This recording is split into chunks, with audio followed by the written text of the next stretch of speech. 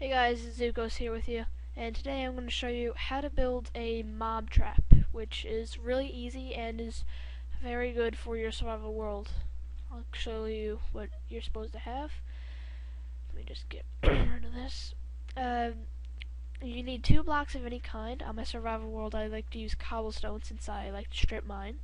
And then the second block is not mandatory, it's optional, but it makes it look nicer and it makes everything more understandable.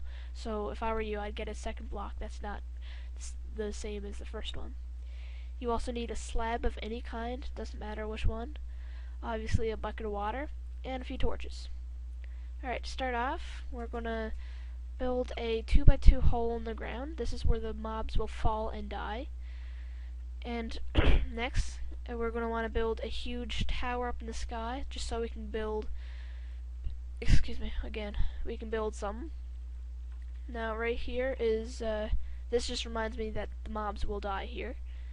And next on each side, you're going to want to build 8 blocks out. 2, 3, 4. 1, 2, 3, 4, 5, 6, 7. One more block out with a block 2 width. 2 blocks horizontally. Alright, you want to do this with every side, so 4 and once more.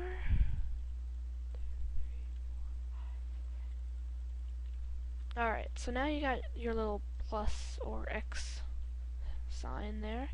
Next you're going to take your first block and do exactly what I do.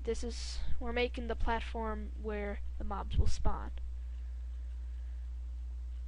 So this is also going to be the walls and the ceiling, unless you want to be funky and have different color walls and stuff.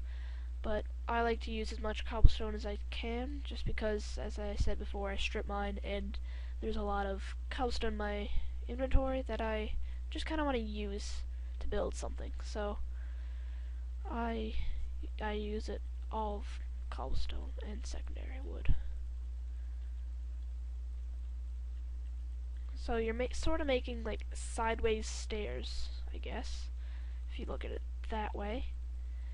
And again, this has to be on every single side, these sideways stairs type thing.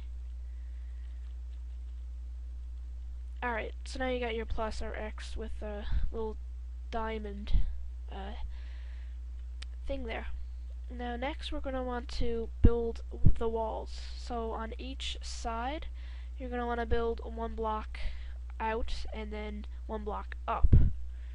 This is just so we can maximize the space for our mobs, our delicious mobs.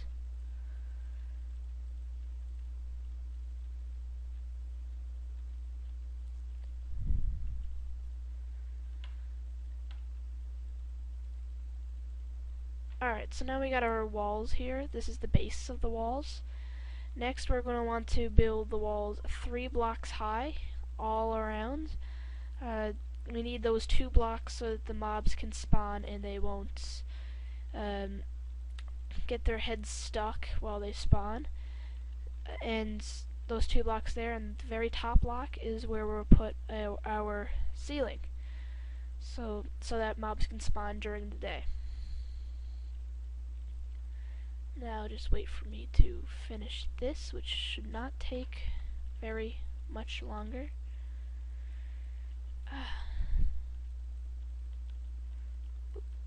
Oh, too high.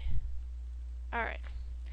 So before you put the roof on, if you're on your survival world doing this, you might want to make steps on your wall so you can get back up. Next we're going to want to place our slabs, 3 at the end of each waterway where the water will go. This is so that the water doesn't spew out everywhere, because if it does, then no mobs will be able to spawn. And next we're going to put our water at the end of each waterway. And here is what it will look like. The mobs will spawn right here. They'll see their buddy like right over there and be like, "Oh, hey dude, I haven't seen you for so long." To try to cross, they will say, "What's pushing me?" They'll fall right through here, they'll die, and you will get to pick up their droppings and their experience. So yeah, this is a very good design for a mob spawner, which I think so anyway. Me and my friend created this design. Actually, I don't really want to say that we created this design because it is sort of a basic design, and anybody could really, if they put their mind to it, they could easily make something similar to this or maybe even better.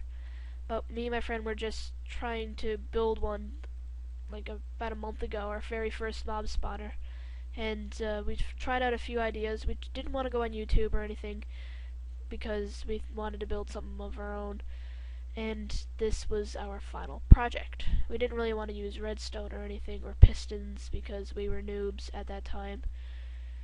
So now we're not that much noobs, but I still don't like using redstone wiring because it's just so freaking hard. It's so confusing.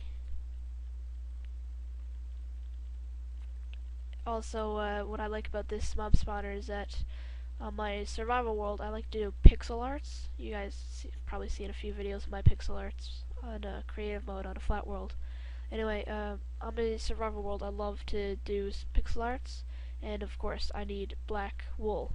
And in order to have black wool, I'm going to need some ink sacs to dye it. So sometimes squids spawn in here,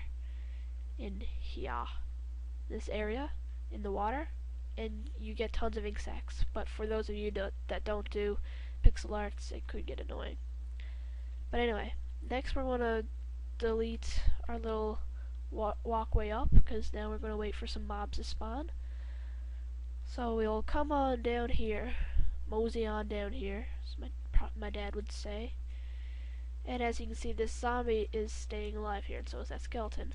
And that's why I put torches in the hole, so that no mobs can spawn here when the light is being blocked by our mob spawner. So yeah, now mobs will fall in there, but while we're waiting for that to happen, oh, there we go. We didn't even have to wait. As you can see, the spider just fell from up here.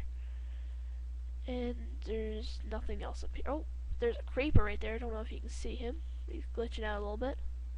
Mr. Creeper. So as you can see, mobs do spawn here. Anyway, another thing that I want to tell you guys is that, here, I probably should do this from the inside. One second. Let me see who'll play. Oh, hello, Mr. Creeper. Bye, Mr. Creeper.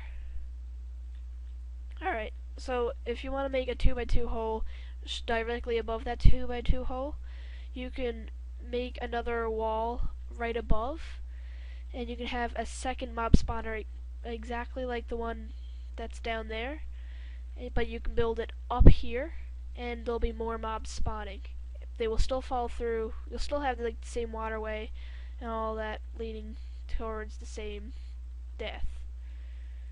But I really like this design. I only came up with the mob spawners on top of each other lately when my friend said, let's build a huge mob spawner.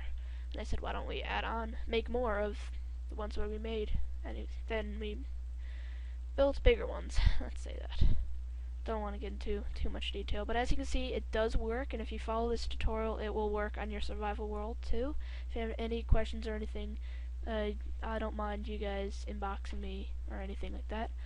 And also, please like this video because it does help the video to get noticed, and it helps me a lot, even though just because I'm starting out on YouTube on Minecraft videos.